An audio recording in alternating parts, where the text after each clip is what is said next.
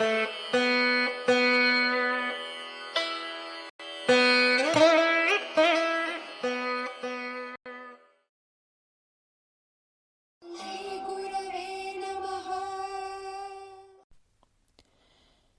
people that may either not be aware or quite simply not interested in the finer workings of the Sanatana Dharma imagine yogis to spend time in some kind of trance, talking in gibberish as if their words were encrypted by some technology.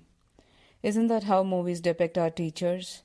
In wavy clothes, with long hair, spinning the mala, making a mudra, lost in a trance? That is a stereotype. That is not exactly how the Guru Paramparas work. If there is any encoding, if there is any processing of inputs to be done, the Gurus do it within themselves, when they meditate, mostly away from the eyes of the people.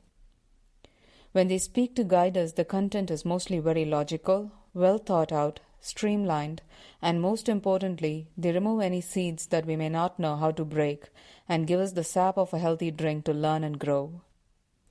I can assure you I've read my share of books from different authors and from different countries and different yogis. There is none that brings us to terra firma as firmly and lovingly as Deivathin Kural does. Mahaperiyava provides simple, logical explanations on higher entities that we call Devatas and Devas. The Guru Parampara and other teachers before him while discussing how and why to live life a certain way. The practical approach taken to explain concepts like Advaita, higher entities where we worship, the how and why on what humans should do versus should not do to train our minds to live a better life are just that. They are practical. You can relate to it. He has given us small pockets of pearls of wisdom in Deivathin Kural. If you are looking for a modern-day guru who can provide instant gratification, then you may be disappointed. Just like how good food is the elixir and aushadam of life, Periva gives us small packets of advice on umpteen topics. This helps us gain knowledge, understand, analyze, and grow in our bhakti. For folks that already read Deivathin Kural, really these recordings may not be valuable, but for those in my generation that run, and for those that are yet to hear his wise words, I urge you to use this opportunity to get a taste of his teachings and dive into his books when you can. I promise you will learn a lot. I don't mind if you don't subscribe or hit the like button. For those who don't know Mahaperiyava, let's talk a bit about him.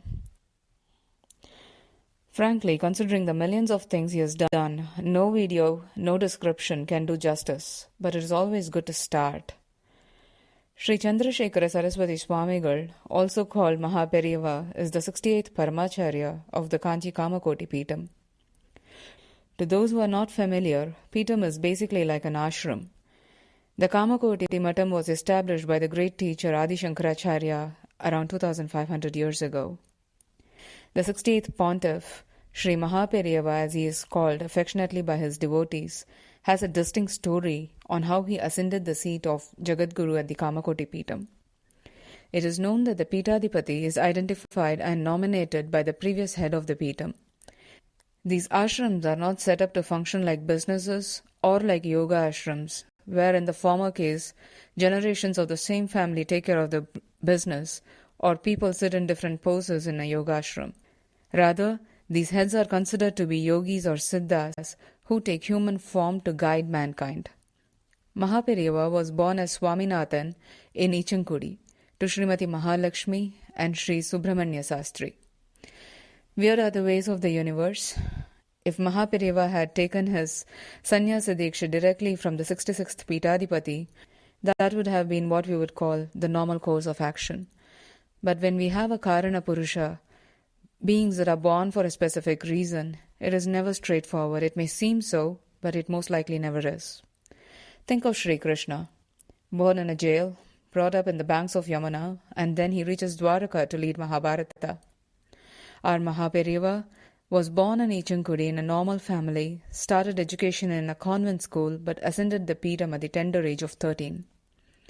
In the case of Mahaperiyava, the 66th Pontiff asked for Swaminathan to be the head of the institution, but passed away before he could hand over the mantle to him.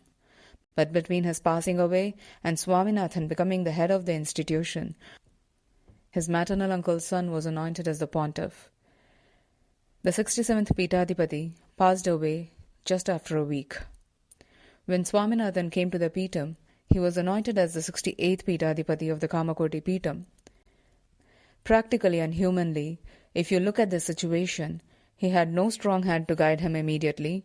He had no guru to give him the mantropadesham, a task that was invariably done by the guru bringing in the Sishya. What could a kid of that age do? Long before he became known as Mahaperiyava, he took the title of Sri Chandrashekara Saraswati Swamigal in his Sannyasa Ashrama Swikaranam, an event where a boy or a man renounces the world and becomes a sannyasi. Since he also took over as Jagadguru, there was no one to give him his first Guru Upadesham. Thus started the journey of the self-taught Paramacharya. This is not to say that the Pandits and the teachers of the Vedas were not brought in later to tutor him. As is the norm, born as a human, he went through the rigor of learning the scriptures and Puranas as required.